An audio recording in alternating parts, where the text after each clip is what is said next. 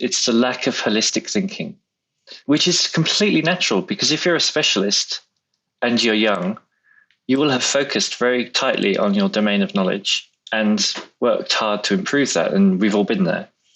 Where I see them, and I made this mistake, of course, I think every engineer makes this mistake as they're younger. So I'm not saying like I was somehow special. But as you get older, as I get older, I think more holistically about it. So what I find is that engineers think, to take an example, I had a lot of engineers phoning me when I was working at Barclays because I was named as the owner of Docker as a technology. So each technology in a company like Barclays has an owner, and they're responsible for the life cycle of that technology within the organization. And so people were phoning me up and saying, I want to use Docker.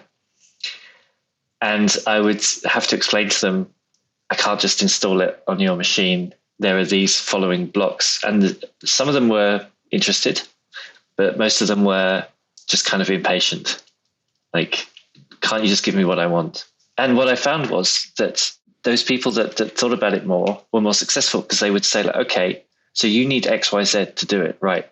Is there a way I can talk to my manager or talk to their manager or something to kind of get the money moving around so you can get what you need? Or can I second myself to your team and actually do the work with you to get it done? So that's kind of a microcosm, that's kind of a single anecdote. But generally, I see engineers just thinking about things in terms of the technology. And here's a perfect example. I made that mistake when I tried to do Erlang in a business. And I thought Erlang is a perfect fit for some of our problems. It's a functional programming language. It's message passing. It's actor-based.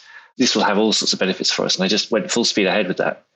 And then when I came to actually trying to roll it out, we found that engineers used to C syntax really struggled with Erlang to the point where they were just writing things in misguided ways because they just didn't grok the way things should be built. It's a bit like cloud native. Like you have to think in a different way to build in it. And that doesn't just happen overnight. People still use their old tools, mental tools to apply to them. And so the initiative floundered. So this is the mistake I most often see is failing to see, and it's not a criticism of them, of these people, but if they fail to respond to that challenge, that's the mistake I think that they make.